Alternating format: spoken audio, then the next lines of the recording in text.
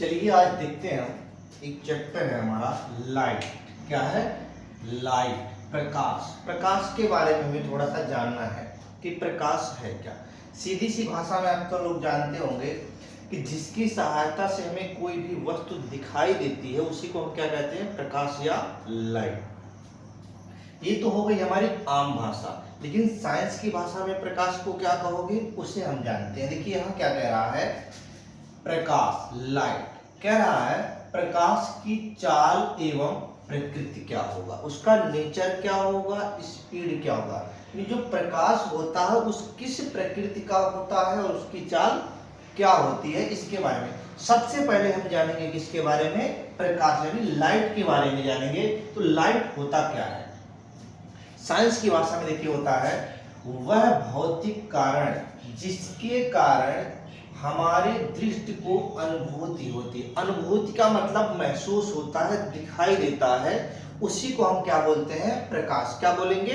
प्रकाश। भौतिक कारण होना चाहिए जिसकी वजह से हमें कोई भी चीज दिखाई देती है, कोई भी वस्तु दिखाई देती है, उसको हम कहते हैं प्रकाश। क्या कहेंगे? प्रकाश।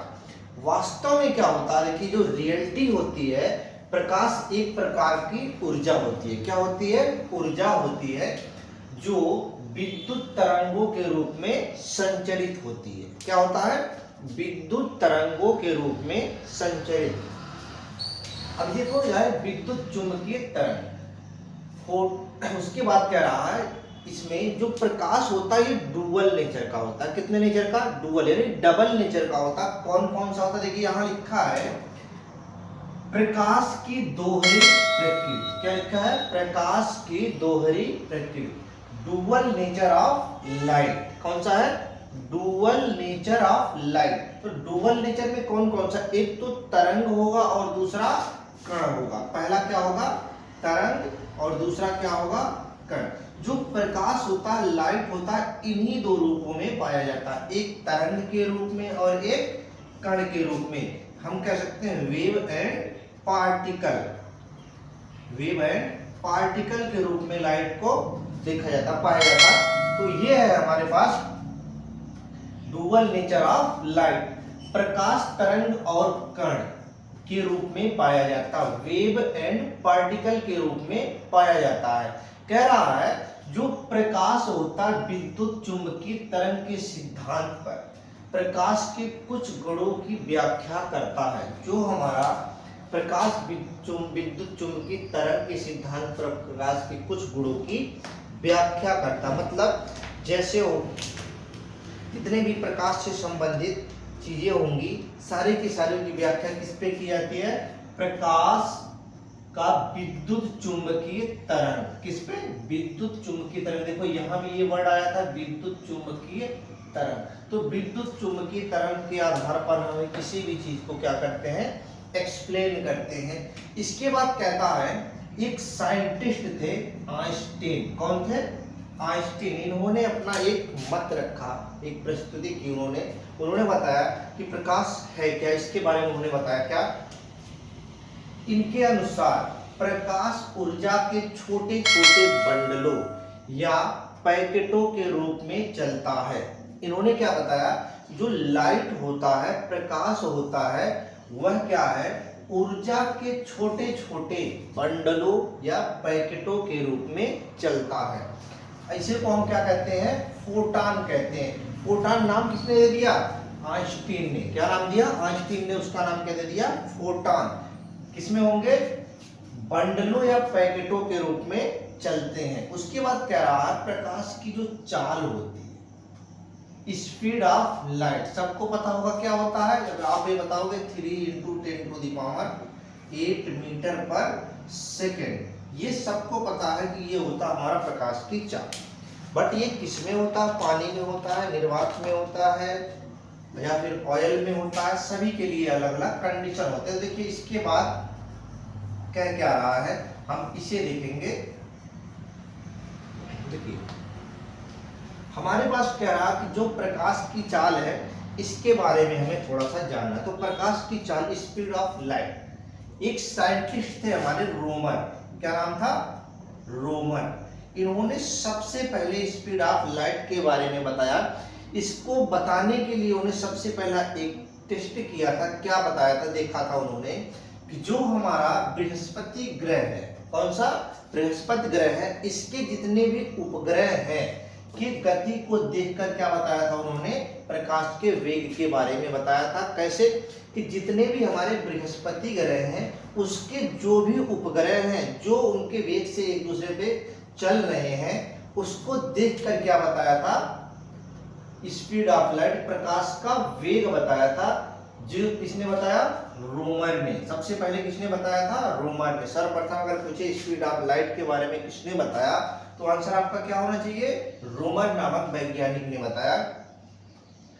कैसे बताया, बृहस्पति ग्रह के उपग्रहों की गति को देखकर। कैसे, बृहस्पति ग्रह के उपग्रहों की गति को देखकर प्रकाश के वेग के बारे में बताया। किसने, रोमर ने। उसके बाद कहता है कि जो प्रकाश का वेग होता है, प्रकाश का वेग सबसे ज्यादा किसमें होता है भाई, जो प्रकाश का वेग सबसे अधिक होता है वो किसमें होता है, निर्वात में। किसमें, वैक्यूम में। किसमें होता है, वैक्यूम या निर्वात में। अब कह रहा है कि जो निर्वात में प्रकाश की चाल होती है वो कितना आप बताओगे। तो इसे बताने के लिए आपको क्या करना होगा, आपको एक नंबर देखो यहाँ दिख रहा होगा, इसी के हिसाब से क्या होता है देखो, 186,310 मील पर सेकेंड। क्या है, मील पर सेकेंड। इतनी की स्पीड से क्या करता है, लाइट जो है निर्वात में चलता है। कितना, 186,310 मील पर सेकेंड की स्पीड से। अब ये तो है मील पर सेकेंड के स्पीड से, आपको कह दे नहीं आपको किलोमीटर पर सेकेंड में बताना है तो क्या करोगे, तो किलोमीटर पर सेकेंड में जो होगा 299778 किलोमीटर पर सेकेंड की स्पीड से चलता है निर्वात में। वैक्यूम में प्रकाश की चाल 186310 मील पर सेकेंड, और अगर किलोमीटर में कहे तो 299778 किलोमीटर पर सेकेंड की स्पीड से चलता है। ये तो हो गया हमारा मील में, ये हो गया किलोमीटर में। लेकिन अगर यही बात वो क्या कहे कि मीटर पर सेकेंड में बताओ, तो मीटर पर सेकेंड में होता है 3 × 10⁸ मीटर पर सेकेंड की स्पीड से चलता है क्या, प्रकाश की चाल। इसमें निर्वात में, वैक्यूम में प्रकाश की चाल कितनी होती है किलोमीटर में। किलोमीटर में पूछे तो क्या हो गया 186310, उसके नहीं सॉरी 299778 किलोमीटर पर सेकेंड। मील में पूछे 186,310 मील पर सेकेंड।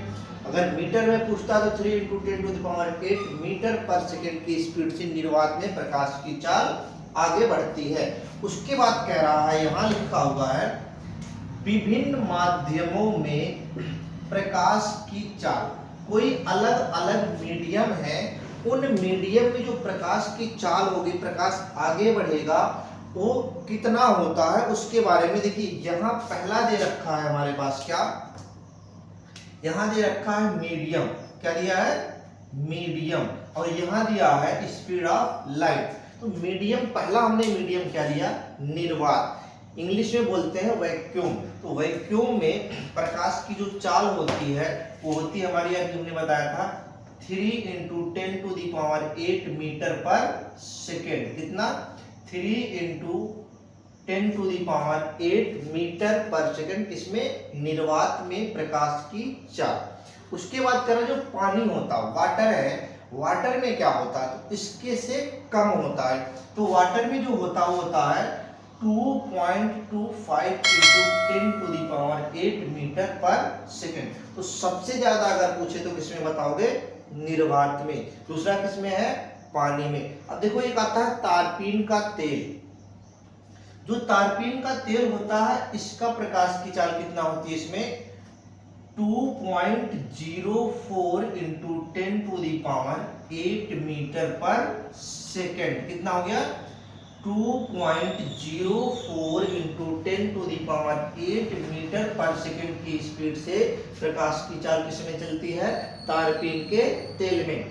अगला कह रहा है कांच, ग्लास जो होता है, ग्लास में क्या होता है, तो ग्लास में जो स्पीड होती है 2 × 10⁸ मीटर पर सेकंड। तारपीन के तार तेल से कम होता है स्पीड किसमें, कांच में यानी ग्लास में। उसके बाद आता है रॉक सॉल्ट। क्या आता है भाई, रॉक सॉल्ट। रॉक सॉल्ट में क्या होता है 1.96 × 10⁸ मीटर पर सेकंड की स्पीड से लाइट आगे बढ़ती है। उसके बाद आता है नायलॉन। क्या आता है भाई, नायलॉन। इसमें भी लगभग इतनी स्पीड से रॉक सॉल्ट में चलता है, सेम स्पीड में लगभग इसमें भी चलता है। 1.96 × 10⁸ मीटर पर सेकंड की स्पीड से प्रकाश की चाल नायलॉन में आगे बढ़ती है।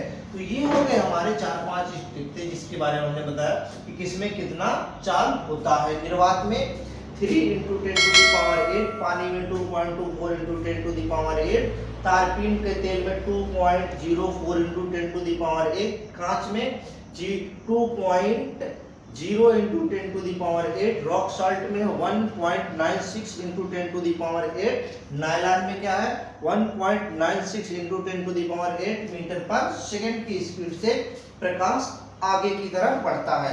अब देखिए एक सबसे इंपॉर्टेंट बात यहां लिखा हुआ है, देखिए ध्यान से, कह रहा जो प्रकाश को सूर्य से पृथ्वी तक आने में, ये पूछा जाता है कि जो सूर्य है वहां से पृथ्वी तक आने में प्रकाश को कितना समय लगता है, एग्जैक्ट बताना है। आने में औसतन समय कितना लगता है, अब तो हम जानते हैं कितना 499 सेकेंड, कितना 499 सेकेंड, 499 सेकेंड प्रकाश आने में लगता है। कहां से, सूर्य से पृथ्वी तक। अगर आपसे कभी पूछे सूर्य से पृथ्वी तक आने में कितना समय लगता है प्रकाश को, तो आपका आंसर क्या होगा 499 सेकेंड। अगर इसी चीज को कहे कि मिनट में बताओ तो सीधा आप बताओगे 8 मिनट 19 सेकेंड। कितना होगा 8 मिनट 19 सेकेंड। ये हमारा एग्जैक्ट वैल्यू होता है किसके लिए, सूर्य से पृथ्वी तक आने में लगा समय। अब देखो 8 मिनट 19 सेकंड आप इसे कैलकुलेट कर सकते हो, इसको अगर 60 से भाग दे दोगे तो ये आपका आंसर आ जाएगा। उसके बाद कह रहा है इतना सेकंड का समय लगता है। लेकिन अगर इसी को क्या कहते, चंद्रमा से परावर्तित प्रकाश को पृथ्वी तक आने में, पहले वो चंद्रमा पे पड़े फिर वहां से लौट के हमारे पास आए, तो चंद्रमा से पृथ्वी तक आने में कितना समय लगता है 1.28 सेकेंड का समय लगता है। देखो सबसे पहले प्रकाश की किरणें कहां पहुंची, चंद्रमा पे।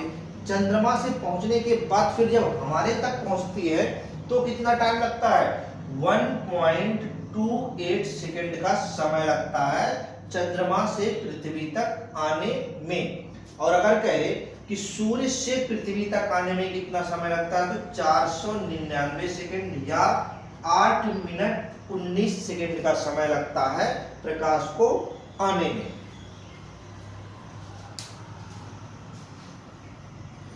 Thank you for watching this video. If you enjoyed it, please hit the like button and the bell notification icon.